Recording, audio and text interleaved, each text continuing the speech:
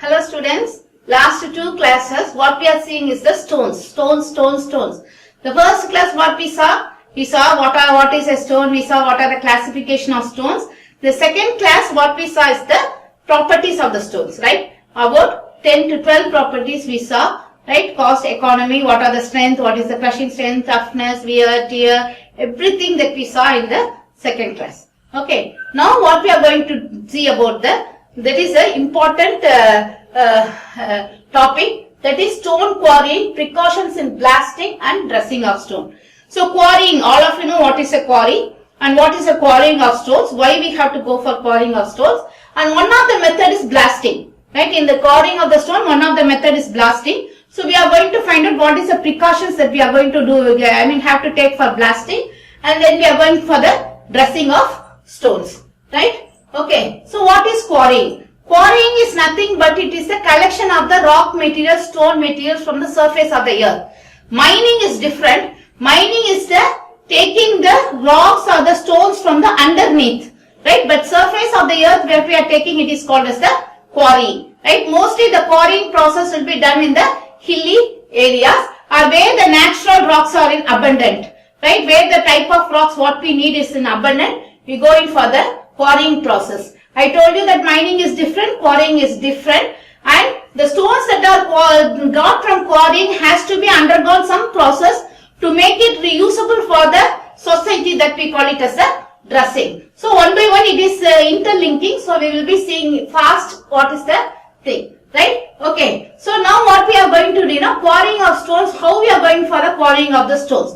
These are the points that we have to consider. Whether the quarry is to be near the human living area, whether the persons can come and work on the quarry very easily, that we have to consider when we go for a quarrying of the stones. The second thing, whether the transportation facility is available. Transportation of the quarried rocks and stones to the site, that is okay. So whether the clean water resource is available nearby, so that it can be easily washable and we can use. If you are using that is affected water, means it will affect the stone property also. So the site selection, next one we have to find out whether the good quality and enough quantity of stone is available. And also we have to find out whether the structure is far from the permanent bodies, that is bridges, dams. Near to that we cannot go for a quarrying, because when we are blasting, this will exist a crack. On the time it will be getting a crack and it will be failing. So that we have to find out, right? So the next is that the non-living area should be available to dump the refuse. So what are the materials, that is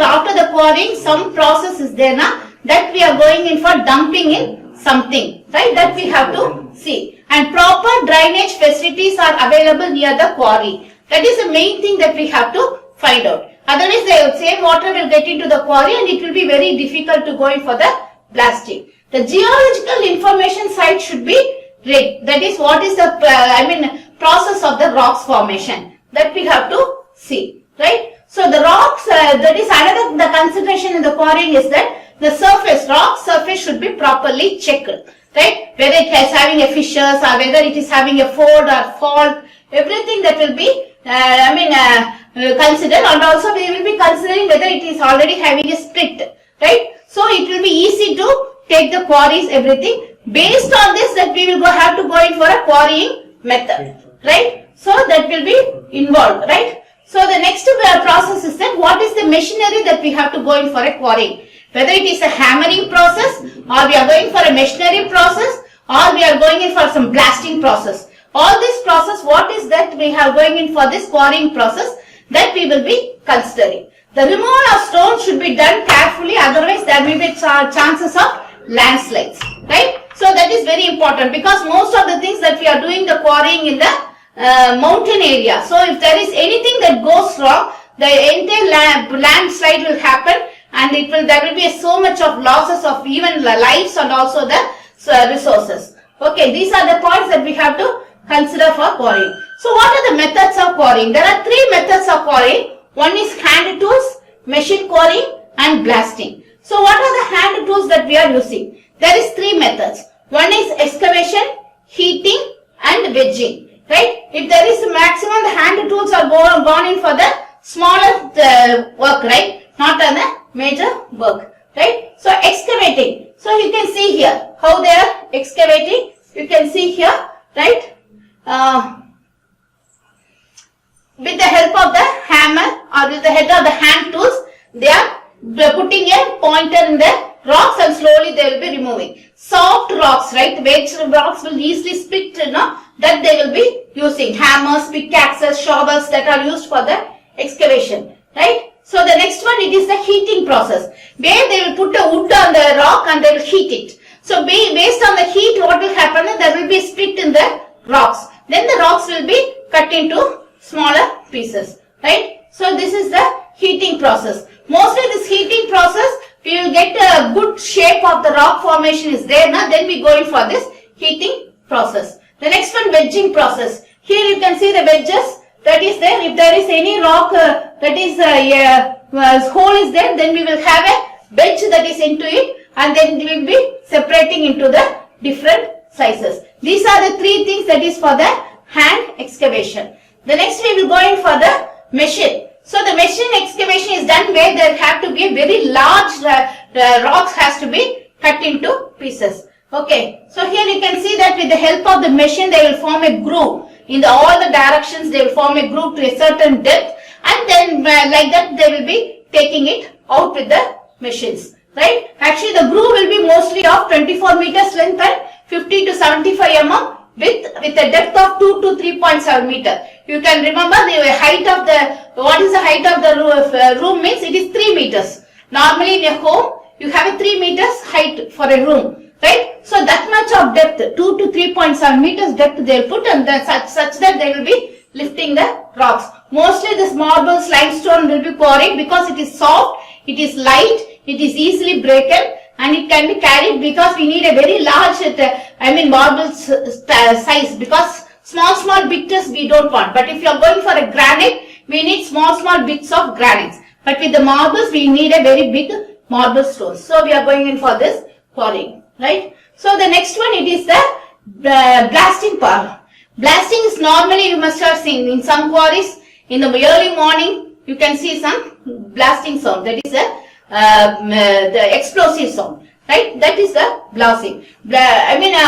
Mainly the granite, everything that will be going in for the blasting process. But marbles, limestone, sandstone, slate, everything cannot undergo a blasting process. So now I will tell you, igneous rocks and the hard rocks which has to be blasted and taken will be undergoing a blasting process.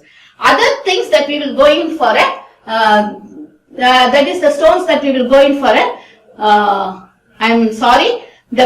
marbles, limestone, sandstone, slate, sneeze, like that of the soft rocks we go in for a machining process or hand drilling, that is hand process. But the blasting will go in for it with the heavy rocks, that is granite, then we have basalt, that type of rocks we go in for this blasting process. Okay, most of the things that we use it in this is the coarse aggregate, most we use it for the buildings and other things. So the quarries which are nearby our area undergoes a blasting process by which they get a granite and they will give you. But if you go for a kadapa, nearby kadapa, you will get a very good granite stones. There they don't go in for a blasting process, right? So marbles, limestone and all is available in Rajasthan areas. There they don't go for a blasting process. I think you can remember now. Okay. So what they will do now, they will make a hole like this. Okay. So they will make a hole like this in the rock, and they will have the explosives that is filled here. Okay. They will have a hole and they will have the explosives. They have a fuse here which will be ignited with the help of a fire or with the help of electricity. Okay, what will happen? That will blast and this whole, rocks will be into pieces. So the explosive mostly will be a dynamite or a gunpowder they will be using. Okay, so here the failure of explosion, that is sometimes there will be a failure and that cannot be identified, right? So it can be even blast after some time also. That we have to be taken care, right? So the next one we will be seeing about the line of least resistance. So the explosion will be always in the line of least resistance. Okay. So how I am going to say it now? Here I will say there is so much of planes are there. Okay. So here you can see so much of plains, right? Okay, it is drawn here with the lines of dotted lines and line. So these are the lines of this is we can say this much is the line of resistance. It is based on these lines. Okay, so what will happen? We have to go and take that line of resistance. Till now we have to drill a hole. Then we have to go in for the filling of the explosives. That is very, very important. Okay. So the next one we will see about the needle or tamper. Okay. So actually in some cases where the quarrying rocks are very small depth, where we will go in for needles. Right? A small hole will be drilled and it will be completely filled with the explosives. Okay. So this is the next one. It is a notice for blasting has to be given to the areas nearby, and blastings should not be done in the evening. That we will be seeing in the precautions that is taken in the blasting. So now we are seeing the precautions. So the first is the failure of explosion. If the explosion is failed, that we should not leave as it is. Any time it can explode. Right. The next one is light of resistance.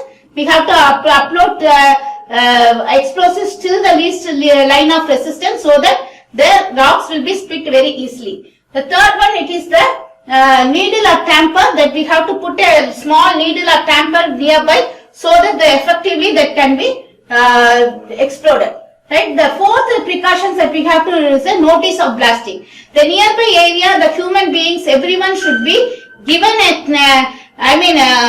notice that we are going to go for a blasting purpose on this date or this time. Right. That they have to give. Right. So the next one, it is a retreat to a distance. So it is a safe distance, right? Safe distance from the area. Maybe it may be a area of 10 kilometers or 20 kilometers. That is up to the human being residence, how it is there, that we have to go. And we have to give a siren sound, right? Before blasting, that we have to give a siren sound so that everyone will be aware that there is a blasting that is going to take place.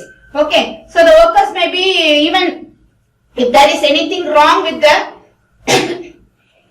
blasting also, what we can do now, we can go in for a siren sound so that the workers will be know that it will have there is something wrong and they will go in for a safe places. So both the conditions they will give a siren. The siren sound will be different.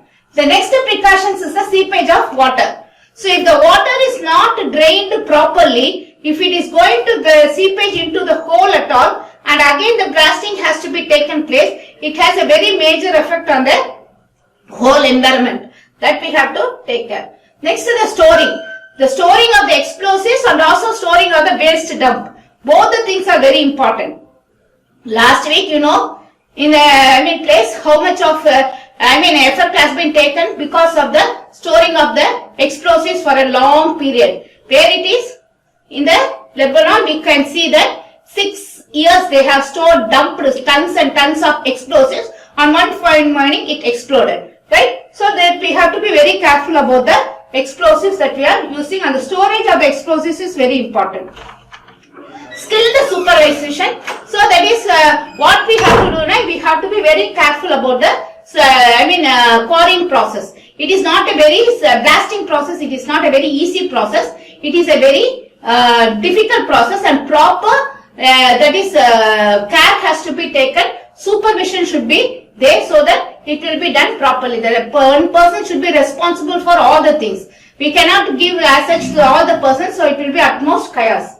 Right? So the next one, this is, we can see that it is with the blasting. This is with the blasting and without blasting. We can see how much effect it is with the blasting, and without blasting it is easy to think. So we will be seeing about the other precautions, normal precautions. What we have to take is that the blasting should not be carried out in the late evening. It should be carried out only in the morning. Right? The next one, we should be made public. Every person should be aware that there is a blasting that is going to take place in that area. And the third one, that is, I told you, the siren for a workman and siren for the public will be kept. And the next one, it is the danger zone. Danger zone is 200 meters radius. Around 200 meters radius of the blasting, no house should be there. No residence should be there. Everyone should be away from the 200 meters. That is a safer distance. Then first aid should be available. In most of the cases in the construction site, in the blasting site, everywhere, this is the major drawback. First aid will not be available. Even the first aid box is there, inside nothing will be available. But it should be there. It is a very best good thing because there may be fire, there may be any person can be affected because the stone can move even after 200 meters because of the blasting. Okay, so the number of charges fired, the number of charges exploded and misfire should be noted down. How much explosives they are going to keep it, how much explosive has been fired, how much explosives need to be fired, everything will be noted. Okay, so where the explosives are stored and how much it is handled carefully has to be taken, and what is the type of detonators, what is the type of explosives that we are using has to be also noted. And the cartridges should be handled with rubber, not with the hand and other things, with a good, gloves. And also we have to go for at least 10 bore holes to get it exploded. Not a single hole where we dump all the explosives and we can't have it for the one-time explosions. Okay, so then this is the thing. The next topic we are going to see is the dressing of stones.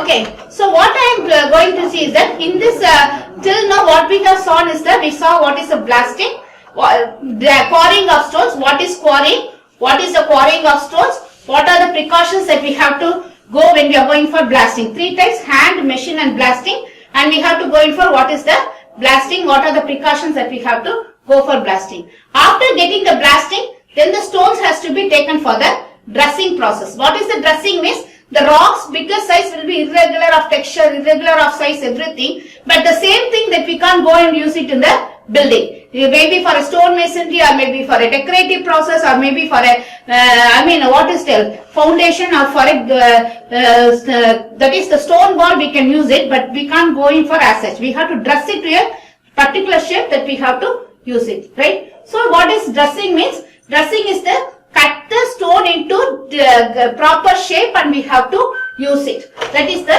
dressing of stones. Large pieces, that is from quarrying, is broken into smaller sizes and you can use it for the size. Okay, so this is done with the pickaxe and other things. So I can see you here that everything can be of different sizes which is dressed and we can use it here, right? So the quarries are very rough and irregular and we have to use it. So what is our first objective is to reduce the size of the big rocks into the smaller rocks. These are the 3 objectives for the dressing. One is to reduce the size of the stones, that is the big rock stones to the smaller stones.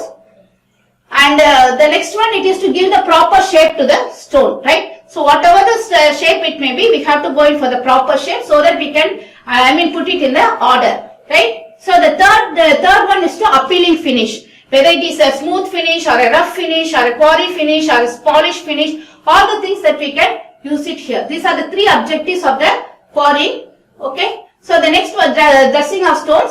Next one is the stages of dressing. We will quickly go through what are the stages of dressings. First is sizing. Sizing means irregular shapes will be taken into the proper shapes. That is sizing. The next one is shaping. That is the cut. The entire thing after sizing we have to cut it into particular shape, particular size. That we call it as the shaping. Next one, planning. What is the thing that we are going in for? For a plinth now we have to go in for bigger stones. If I am going for a decorative purpose, it may be of smaller chips. For a compound wall, it may be of different types. What is the process? That is a planning and we have to go in for that type. And the next one, finishing. Someone will have a smooth finish, someone will have a polished finish, someone will have a rough finish. What is the type of finishing? Based on that, we go in for a polishing of the stone. So this is actually this dressing of stone can be done by manually or mechanically. Mostly that small work like that of a making of a statue, right? Okay, you are going to be keeping in the temple, right? That statues cannot be done with the machines. That has to be done only with the hand. But some bigger one we have to do only with the machines, right? So what is the methods means? We will quickly go through the method. I will give you the topic. Usually pitched dressings means the edges of the stone blocks with the help of the level it will be cut it and it will be given as a particular shape. Hammering means with the help of hammer. You can see here with the help of hammer we will be dressing and we will be having it as a particular shape. That is the hammering. Then you can see that this is a hammering. Hammering stones does not contain any sharp edged blocks, right? So this you can see that the hammering mostly used for the compound walls. So, okay, it will be very rough and it cannot be easily broken because the bond will be much higher. The then one it is chisel. This chisel drafting is this one. You can see this method. The drafts are grooves are made and it will be taken. And here you can see these are the equipments that we use it for chisel. And this chisel drafting we can even use it for very polished surface. The corners of the stones and here this corners of the plinth, everything can be done using the chisel dressings, right? Okay, the next one it is a rough tooling. So here the rough tooling, the shape, that is the top surface of the stones will be of rough surface. We can go in for a zigzag surface or a quarry surface like that. This is, we call it as a rough tooling. And the next one it is a punched dressing. Punched means punching. Or we can tell like this, needle punching we have now. Like that the surface of the rock will be, stones will be punched. That we call it as a punched dressing. And the next one it is the close picked and fine tooling. You can see this is the fine tooling. That is very, very finer particles we can tool. The end will be sharp. We want to have a small thing that we can be done. Fine tuning we can do. Closed picked dressings means it is the punched stone only, fine punching, but it will not be a fine. It will be of a very irregular punches. The next one it is a bolted or drove finish.